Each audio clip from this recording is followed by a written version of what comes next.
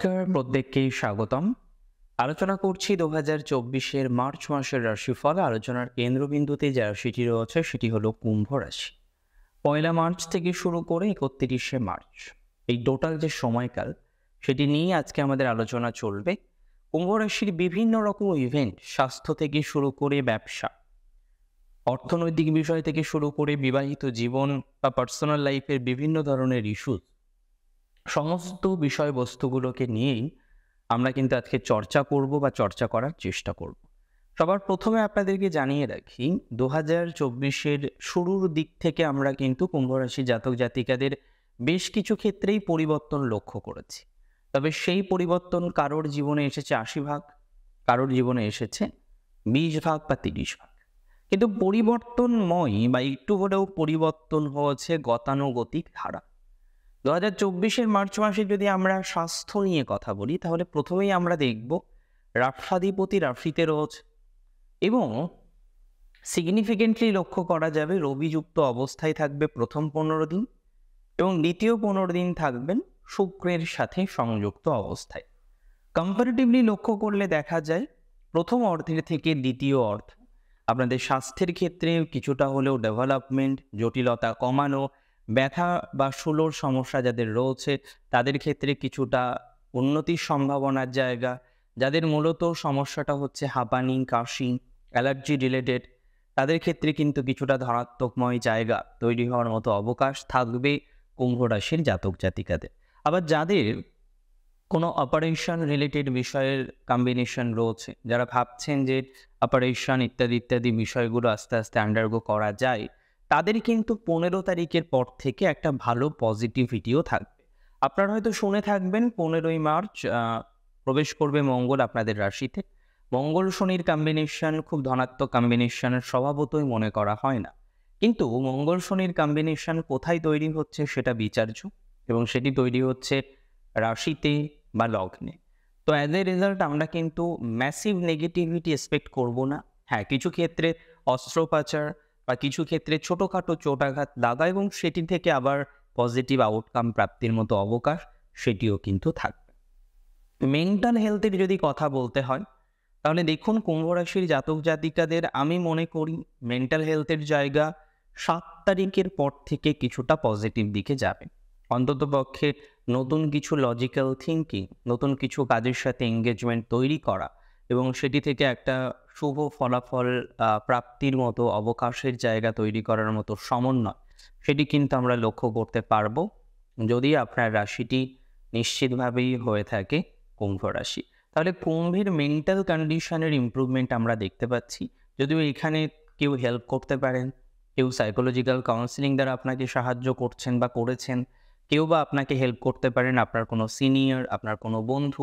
So এখানে কোথাও যেন গিয়ে একটু মোটিভেশনের প্রয়োজনীয়তা থাকবে, কোথাও যেন গিয়ে কথা বলার মতো অবকাশের জায়গা থাকবে এবং আমি স্ট্রংলি মনে করি যদি আপনার রাশিটি নিশ্চিতভাবেই হয়ে থাকে কুম্ভ, এনহান্সমেন্ট, এঙ্গেজমেন্ট এগুলো কিন্তু বৃদ্ধিপ্রাপ্ত হওয়ার মতো অবকাশ রয়েছে।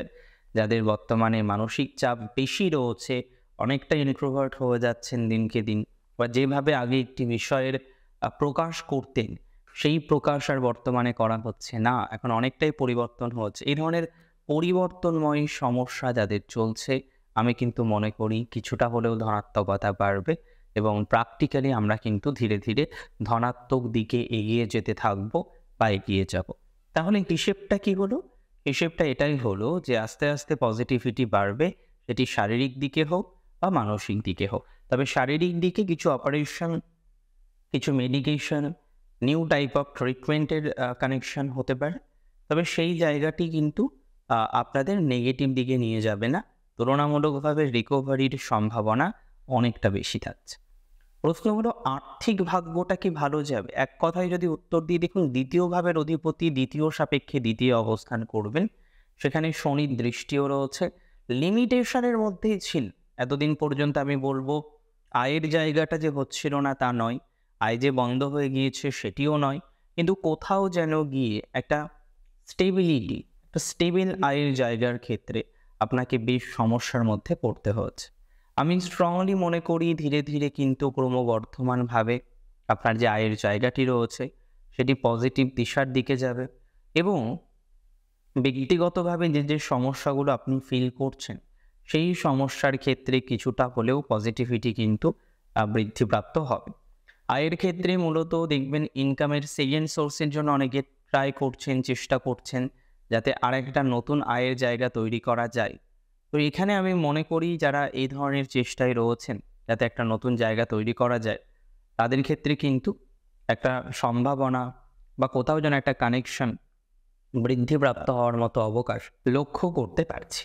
অর্থাৎ এই জায়গাটি আমার ব্যক্তিগতভাবে মনে হয় নিশ্চিতভাবে আপনাদের জন্য শুভ ফল দেবে এবং যে ধরনের সমস্যাগুলো দিয়ে আপনাদের এক এক করে যেতে হচ্ছে সেই জায়গাটাকে অনেকটাই রিকভারি করতে পারবে যদি আপনার রাশিটি হয়ে থাকে কুম্ভ রাশি।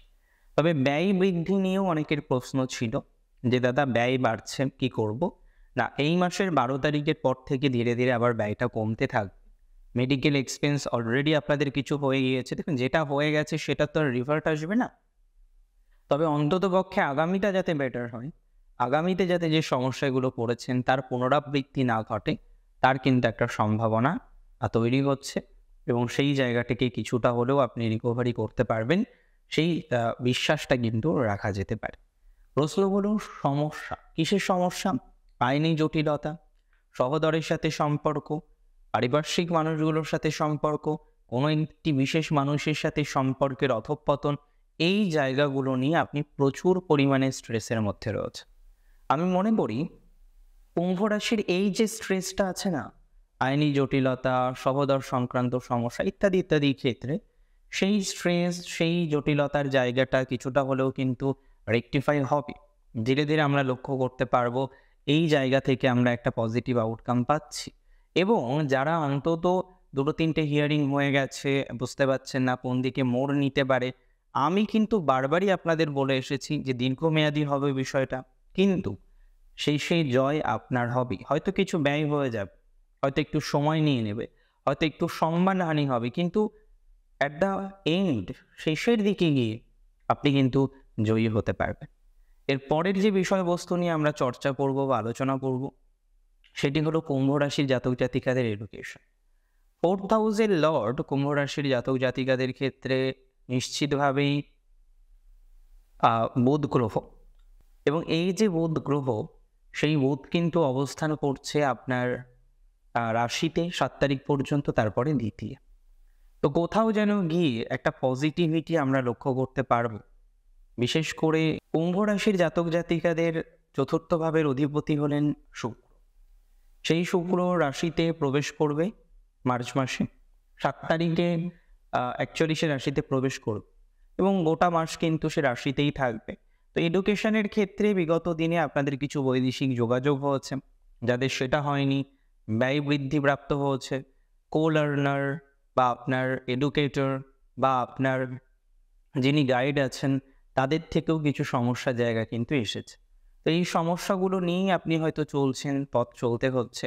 আমি স্ট্রংলি মনে করি যে যাদের এই ধরনের বিষয়বস্তুগুলো রয়েছে এডুকেশনের ক্ষেত্রে, এইভাবে ডিস্টারবেন্স এসেছে এবং আপনি এককভাবে সেই সমস্যার সমাধান করার চেষ্টা করেছেন, নতুন যে নবনির্মিত সমন্বয় তৈরি হচ্ছে তাতে কিন্তু এডুকেশনের জায়গাটা আরও আপলিফ্ট করবে এবং মূলত 7ই মার্চ 2024-এর পরে গিয়ে এই জায়গাটা প্রভূত পরিমাণে ডেভেলপ করার মতো অবকাশ সেটি লক্ষ্য করতে পারছি।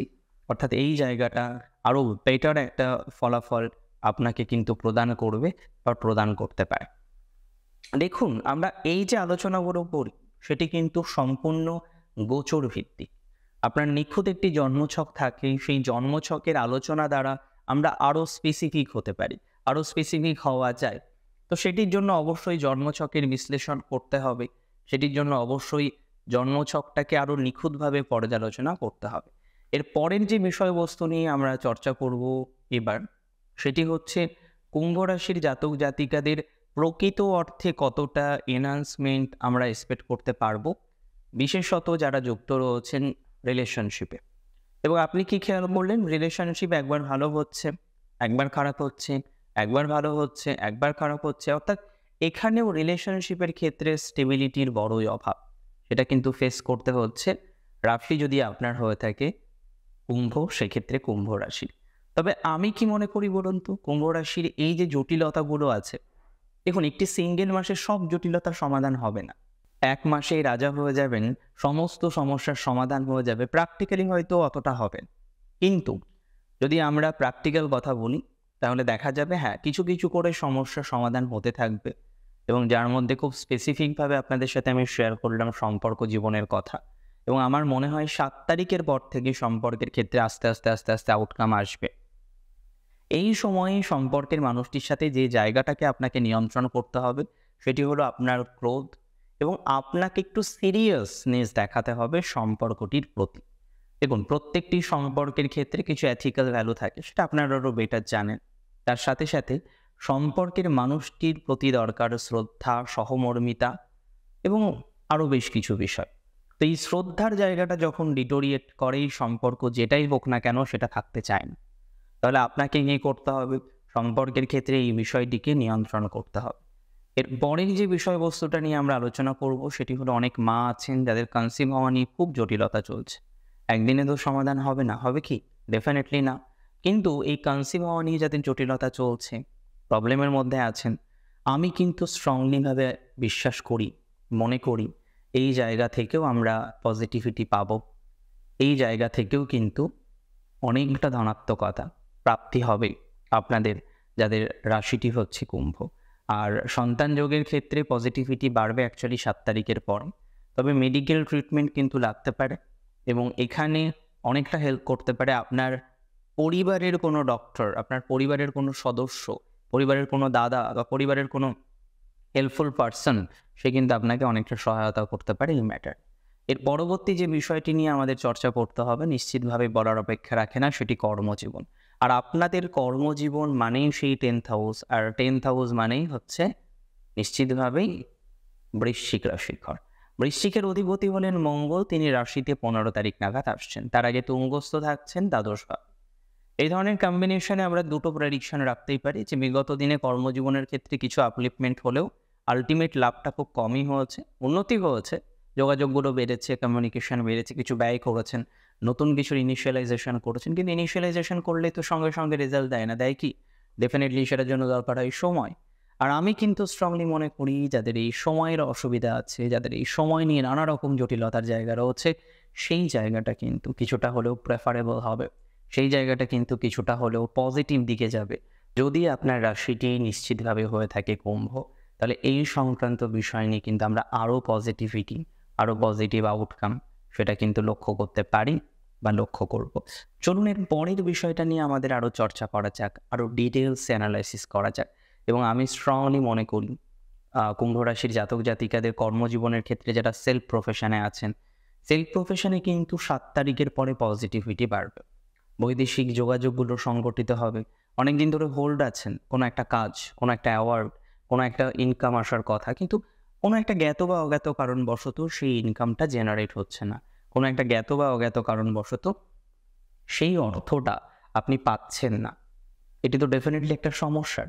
আপনার অর্থ যদি আপনি না পান, তার থেকে বড় সমস্যার আর কিছু হয় কি? ডেফিনেটলি না। এই ধরনের বিষয়বস্তু নিয়ে যারা খুব টেনশনের মধ্যে আছেন, মানসিক চাপের জায়গাটা অতিরিক্ত মাত্রায় যাদের আছে, আমি বলি কি এই জায়গাগুলো কিন্তু কিছুটা হলেও রিকভার করা যাবে। এগুলো রিকভার করা যায়। প্র্যাকটিক্যালি দেখা যাবে অনেক ক্ষেত্রে আমরা এই ধরনের বিষয় থেকে একটা ভালো ফলাফল এক্সপেক্ট করতে পারি, ভালো ফলাফল আসবে। চলুন এর পরের বিষয়টা নিয়ে চর্চা করা যাক, এবং এখানে আমরা আলোচনা করব কতটা এনহান্সমেন্ট তৈরি করা যায় যদি আপনার রাশিটি হয়ে থাকে কুম্ভ। এবং সেক্ষেত্রে যারা নতুন কোনো কোর্স করছেন সেলফ প্রফেশনের কথা ভেবে, সেটা ডেটা সায়েন্স হতে পারে, সেটা আদার্স যে কোনো কোর্স হতে পারে, আমি মনে করি এই ধরনের কোর্সের সাথে যারা যুক্ত রয়েছেন, নতুন সেলফ প্রফেশন শুরু করবেন মনে করছেন, তাদেরও কিন্তু এনহান্সমেন্ট অনেকটা বাড়বে। সো এই জায়গাটিতে অনেকটা সতর্কতা অবলম্বন করতে হবে, অনেকটা সচেতনতা অবলম্বন করেই কিন্তু কন্টিনিউশন করতে হবে, তা না হলে কিন্তু ডিস্টারবেন্সের জায়গা থাকছে। এর পরের বিষয় হচ্ছে চাকরি। দেখুন, চাকরির ক্ষেত্রে কুম্ভের আপাতত কন্ডিশন আমি বলবো নিউট্রাল, না খুব পজিটিভ না খুব নেগেটিভ। নিউট্রালটাকেও একটু পজিটিভের দিকে নিয়ে যেতে হবে, তাই না? তো এক্ষেত্রে একটি বিষয়ে আমি বলবো আপনাদেরকে, যারা নতুন চাকরির চেষ্টা করছেন, কন্টিনিউশন রাখুন, চাকরি হয়ে যাবে।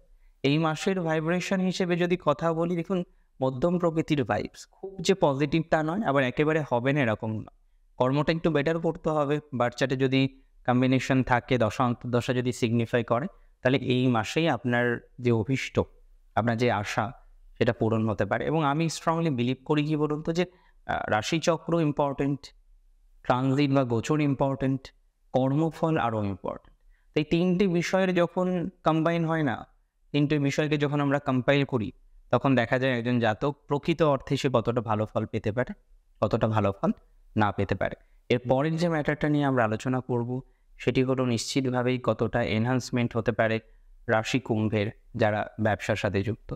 বেশ কিছু ব্যবসার ক্ষেত্রেই পজিটিভিটি দেখা যাবে, তবে সব ব্যবসাই নয়।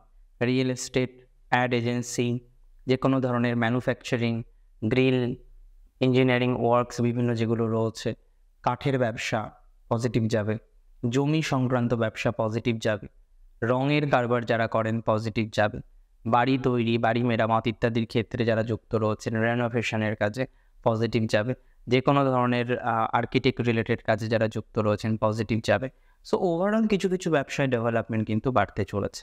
আর একটা কথা আমি বলে দিই, এই ডেভেলপমেন্ট বাড়বে কিন্তু নিশ্চিতভাবেই 14 তারিখের পর, 14 মার্চ 2024, তারপর থেকে আমরা এই পজিটিভিটিটা দেখব। দাম্পত্যর ক্ষেত্রেও অনেকটা তাই, তবে আইনি জটিলতায় যারা ফেসেছেন, গুরুজনের মাধ্যমে সেটাকে সলিউশন করতে পারেন। কথা বলুন মধ্যস্থতাকারীর সাথে, আমার মনে হয় কোঅর্ডিনেট করলে অনেকটা পজিটিভ একটা এক্সপেকটেশন, অনেকটা পজিটিভ একটা জায়গা তৈরি করা যায়। তো সেটাকে কন্টিনিউ করুন। আমার স্ট্রং বিলিভ যে এই জায়গা থেকে আমরা একটা পজিটিভ বার্তা, পজিটিভ জায়গা তৈরি করতে পারবো।